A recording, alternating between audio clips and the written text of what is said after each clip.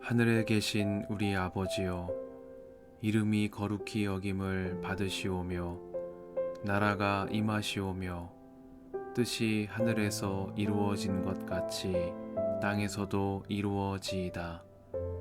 오늘 우리에게 일용할 양식을 주시옵고 우리가 우리에게 죄 지은 자를 사하여 준 것 같이 우리 죄를 사하여 주시옵고 우리를 시험에 들게 하지 마시옵고 다만 악에서 구하시옵소서.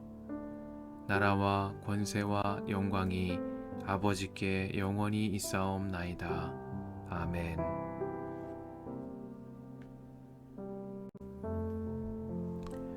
주님께서 브에리의 아들 호세아에게 주신 말씀이다.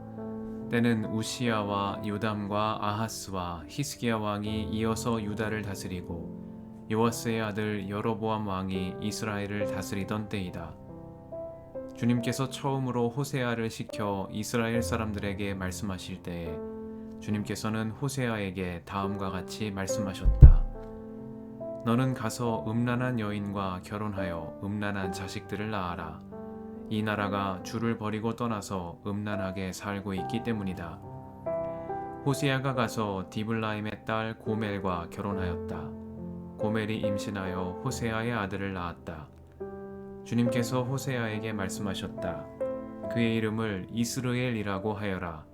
이제 곧 내가 예후의 집을 심판하겠다. 그가 이스라엘에서 살육한 죄를 물어서 이스라엘 왕조를 없애겠다.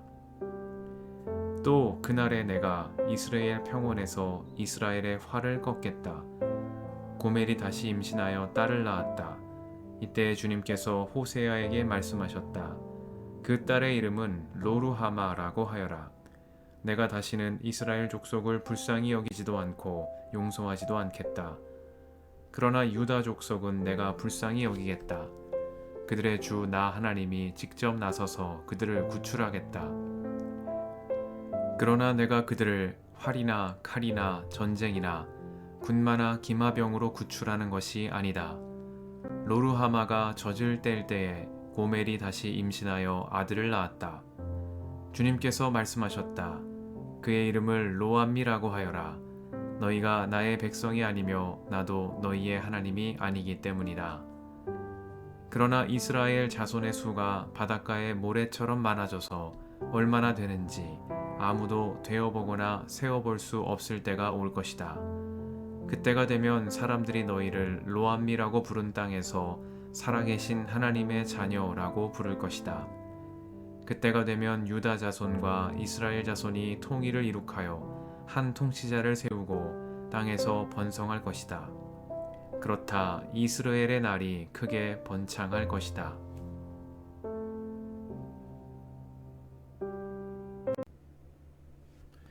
주님의 은총과 평화가 이 저녁에 여러분과 함께 하시길 빕니다.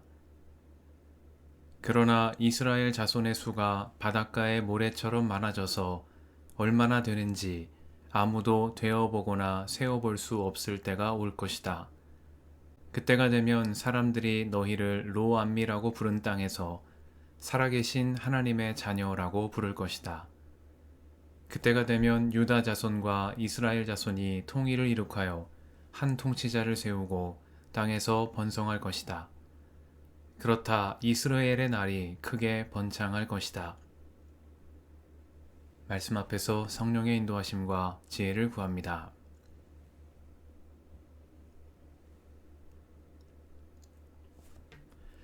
구약의 12소 예언서 가운데 첫 번째 책인 호세아서는 북이스라엘 왕국 말기에 활동한 호세아가 전한 하나님의 말씀을 담은 예언서입니다.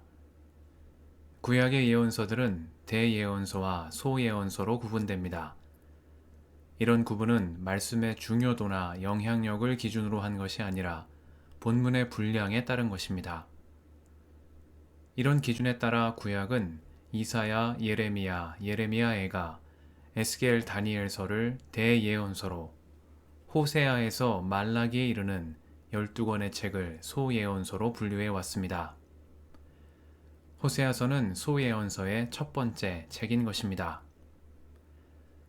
그러나 유대교 전통에서는 이 12권의 소예언서를 12예언서라고 부르며 한 권의 책으로 보고 있습니다. 구약성경 말미에 배치된 여러 개의 예언서들을 하나의 통일된 말씀으로 이해하고 있는 것입니다. 호세아서는 이러한 유대교의 12예언서에 있어서도 가장 앞에 배치된 책이라는 의미를 갖습니다. 앞으로 펼쳐질 12예언서 말씀의 서론이자 대주제가 호세아서에 담겨 있다는 뜻이기도 하겠습니다. 호세아서는 하나님의 변함없는 사랑과 공의, 언약의 신실함과 인간의 배신이라는 주제를 결혼관계에 빗댄 인격적이고 정서적인 묘사들을 통해 전달하는 독특한 예언서입니다. 호세아는 주전 8세기 중반 북이스라엘의 여로보암 2세 말기부터 북왕국의 멸망 직전까지 활동한 예언자였습니다. 이 시기는 북이스라엘의 외적인 번영과 내적 타락의 불균형이 극에 달했던 때로 알려져 있습니다. 북이스라엘이 경제적 군사적으로는 번영을 누렸으나 부패와 불의, 정치적 혼란과 우상숭배와 같은 영적인 타락에 의해 병들어 있던 시기라는 설명입니다. 호세아서는 이러한 북이스라엘의 상황을 음란한 여인과 결혼한 신실한 남편이 겪는 정서적 고통과 배신감이라는 인격적이고 정서적인 주제를 통해 묘사하고 있는 것입니다. 구약성경에서 말하는 음란함이란 대개 신실함을 저버린 우상숭배와 언약에 대한 배신을 상징합니다. 호세아가 주님의 명령에 따라 음란한 여인 디블라임의 딸 고멜과 결혼했다는 것은 이런 상징적 의미를 갖습니다. 호세아는 고멜과의 사이에서 세 자녀를 얻게 되는데 그들의 이름은 각각 이스르엘과 로루하마 그리고 로암미입니다. 호세아가 음란한 여인 고멜과 결혼하여 얻은 열매인 세 자녀의 이름 속에는 주님의 심판과 언약 파기의 선언이 담겨 있다는 것입니다. 호세아서는 이런 비극적 상황에서 시작해 주님의 신실하심 가운데 회복된 내일에 대한 희망을 전하며 끝맺음합니다. 우리의 신실하지 않음과 배신에도 불구하고 주님은 여전히 신실하시며 우리를 끝까지 사랑하시는 하나님이시라는 메시지가 호세아서의 큰 줄기가 되는 것입니다. 호세아서의 말씀 묵상을 시작하며 주님의 변함없는 사랑과 신실하심을 의지하여 날마다 은총의 새날을 향해 나아가는 우리가 되기를 소망합니다. 함께 기도하시겠습니다.